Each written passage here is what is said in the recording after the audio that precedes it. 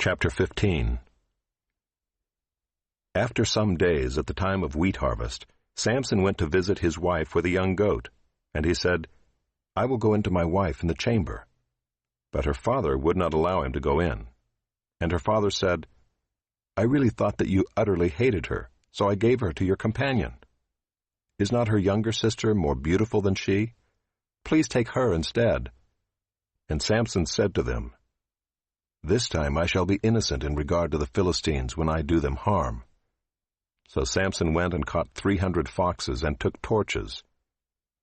And he turned them tail to tail, and put a torch between each pair of tails.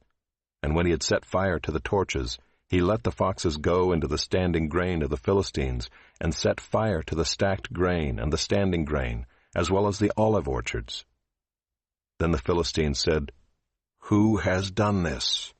And they said, "Samson, the son-in-law of the Timnite, because he has taken his wife and given her to his companion." And the Philistines came up and burned her and her father with fire.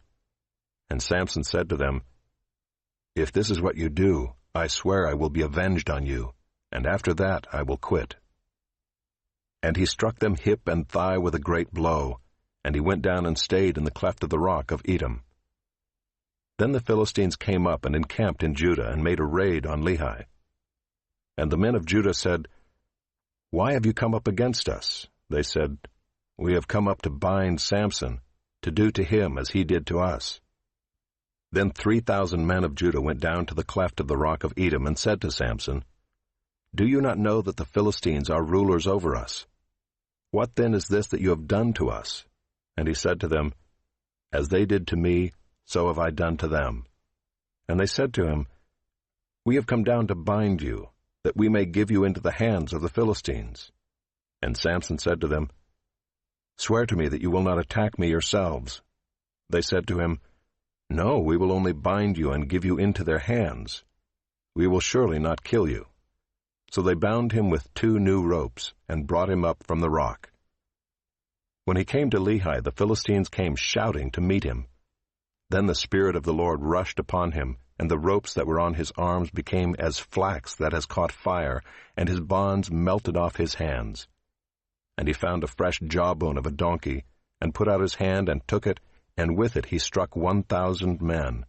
And Samson said, "With the jawbone of a donkey, heaps upon heaps. With the jawbone of a donkey have I struck down 1,000 men." As soon as he had finished speaking, he threw away the jawbone out of his hand. And that place was called Ramath-Lehi. And he was very thirsty, and he called upon the Lord and said, "You have granted this great salvation by the hand of your servant. And shall I now die of thirst and fall into the hands of the uncircumcised?"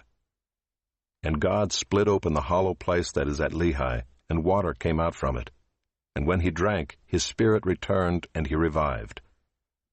Therefore the name of it was called En-Hakkore. It is at Lehi to this day. And he judged Israel in the days of the Philistines 20 years.